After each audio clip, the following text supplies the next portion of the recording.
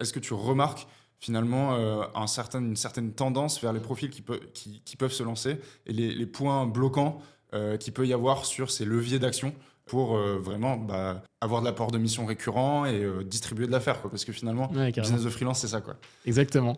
Alors pour le coup, tu as mentionné un très bon point, c'est qu'effectivement, il y a beaucoup de freelances qui vont débuter et donc ne pas encore avoir tous les codes, etc., qui vont passer à côté de pas mal de missions.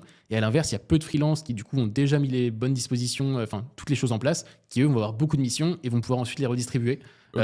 Donc ça, alors c'est un peu mon cas, j'avoue que je suis très chanceux là-dessus, c'est que vu que j'ai de l'expérience, pas mal de missions, etc., je suis obligé de refuser des missions au quotidien, donc forcément je sais comment les attirer et j'essaye de faire en sorte que les gens autour de moi aient les mêmes ambitions et les mêmes opportunités, tout simplement. Et par rapport à ce que tu disais sur la création de contenu, la prospection, etc., c'est sûr que freelance, c'est pas fait pour tout le monde. Ça, il Ouais. faut bien être conscient de ça, effectivement. Il y a pas mal de gens qui n'oseront jamais le faire parce qu'ils auront trop peur de savoir se vendre, de justement de se retrouver sans rien, etc., d'être un peu isolé et sans personne.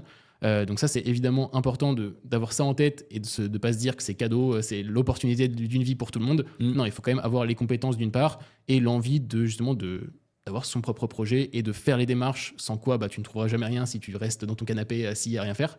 Donc c'est forcément des démarches à faire en plus.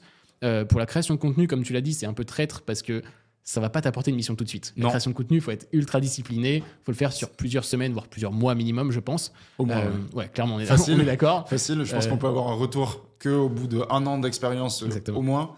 Et ouais. C'est ça, il faut être ultra discipliné. Les gens, évidemment, en général, n'ont pas d'expérience dans cette création de contenu, donc ils partent et chaque vidéo, chaque petit post LinkedIn en plus va te faire apprendre un maximum, mais il faut quand même partir assez vite là-dedans parce que sinon tu es en retard, tout simplement. Tu prends du Ouais. retard sur les gens qui font ces démarches-là, justement.